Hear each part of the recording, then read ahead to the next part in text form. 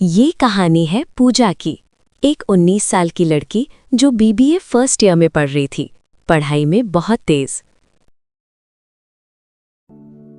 Yes, you have a question? Sir, could you explain the difference between ePro and EC? Certainly.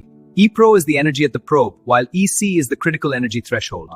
Pooja, your work is outstanding. I'm very impressed. लेकिन उसकी जिंदगी इतनी आसान नहीं थी। घर की हालत ठीक नहीं थी। उसके पापा एक फैक्ट्री में काम करते थे। सुबह से शाम तक मेहनत, फिर भी कमाई इतनी नहीं कि सारे सपने पूरे हो सकें। माँ एक साधारण हाउसवाइफ थी, जो हर दिन घर को संभालती और खर्चों को किसी तरह मैनेज करती। दिन रात मेहनत करता हूँ, फिर भी घर के खर्च पूरे नहीं पड़ते। समझ नहीं आता क्या करूँ। मैं भी हर चीज में बचत करने की कोशिश करती हूँ, लेकिन जरूरतें कम ही नहीं होती। पूजा की पढ़ाई का खर्च, आगे की फीस कैसे संभाल पाएंगे हम? हमारी पूजा बहुत समझदार है, पढ़ाई में भी इतनी अच्छी है।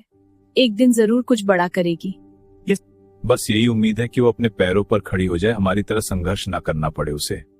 हाँ, हमारी अधूरी ख्वाहिशें शायद वो पूरी कर पाए। माँ बाबा, आप दोनों इतना मत सोचिए, हमारे हालात जरूर ठीक हो जाएंगे। माँ पापा की बातें सुनने के बाद सीमा पूरी रात सो नहीं पाई। बार बार वही शब्द उसके दिमाग में घूम रहे थे। घर की परेशानी, पैसों की तंगी। वो समझ चुकी थी कि अब कुछ करना होगा। मैं कब तक बस देखती रहूंगी?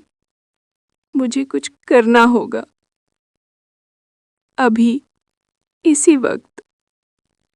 लेकिन मैं पैसे कैसे कमाऊं? मुझे कोई रास्ता ढूंढना ही होगा, अपने दम पर। काफी देर तक सोचने के बाद पूजा ने अपना फोन उठाया और यूं ही रील स्क्रॉल करने लगी। तभी अचानक उसकी नजर एक वीडियो पर रुकी। एक लड़की अपने हाथों से बनी हुई सुंदर बीडेड ज्वेलरी बेच रही थी। वीडियो देखते ही, यही है, यही तो मैं ढूंढ रही थी। मैं भी अपने हाथों से ऐसी ज्वेलरी बना सकती हूँ और उसे बेच भी सकती हूँ। अब मुझे किसी का इंतजार नहीं करना, मैं खुद कुछ करूँगी। छोटे से शुरू करूँगी, लेकिन एक दिन बड़ा जरूर बनाऊँगी। अब मैं अपने सपनों के लिए खुद मेहनत करूँगी।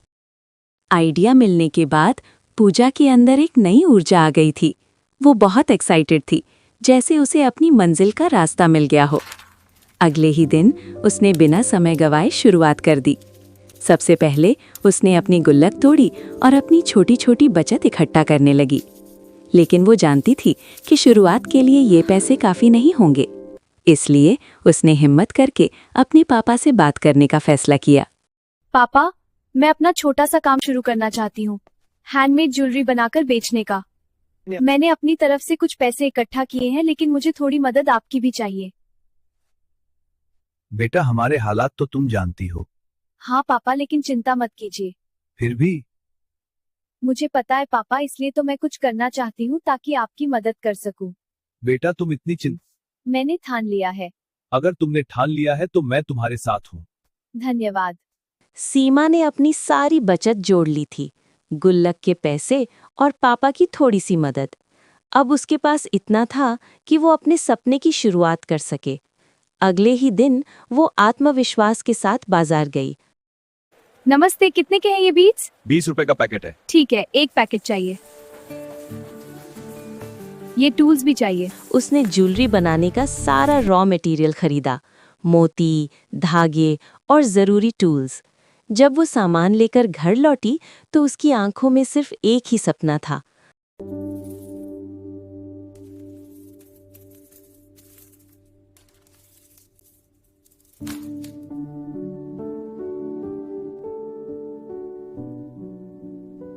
अब मुझे इसे हकीकत में बदलना है।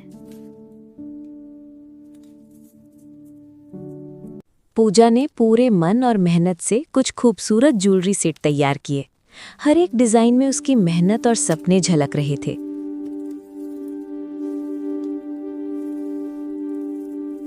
सब कुछ तैयार होने के बाद उसने हिम्मत जुटाई और अपनी ज्वेलरी की तस्वीरें सोशल मीडिया पर पोस्ट कर दी। दिल में एक छोटी सी उम्मीद थी, शायद यहीं से उसकी पहली कमाई की शुरुआत हो। लेकिन दिन बीतते जा रहे थे और उसे एक भी ऑर्डर नहीं मिल रहा था। हर दिन वो उम्मीद से अपना फोन चेक करती, लेकिन हर बार उसे सिर्फ निराशा ही मिलती। धीरे धीरे रिश्तेदारों की बातें भी शुरू हो गईं। बहन जी, ये पूजा आजकल क्या कर रही है? सुना है कोई ज्वेलरी का काम शुरू किया है। हाँ, कुछ करने की कोशिश कर रही है अपने दम पर। अरे ये सब काम इतना आसान नहीं होता, बस यूं ही पैसे और समय बर्बाद कर रही है वो। ये सब बस समय और पैसे की बर्बादी है, इससे कुछ नहीं होने वाला। ये सब सुनकर पूजा अंदर ही अंदर टूटने लगी। क्या सच में मैं गलत कर रही हूँ? क्या ये सब बस समय और पैसे की बर्बादी है? मैं तो बस घर की मदद करना चाहती थी, पापा माँ के लिए कुछ करना चाहती थी, लेकिन शायद मैं उतनी काबिल नहीं हूँ। शायद सब सही कह रहे हैं। अचानक उसके फोन पर एक नोटिफिकेशन आया। एक पल के लिए उसे अपनी आंखों पर विश्वास ही नहीं हुआ। फिर जैसे ही उसे यकीन हुआ, वो खुशी से उछल पड़ी। सच में ऑर्डर आया है, मेरा पहला ऑर्डर। मैंने कर दिखाया, मेरी मेहनत सच में काम आ गई। अब सब ठीक हो जाएगा, मैं सच में कुछ कर सकती हूँ।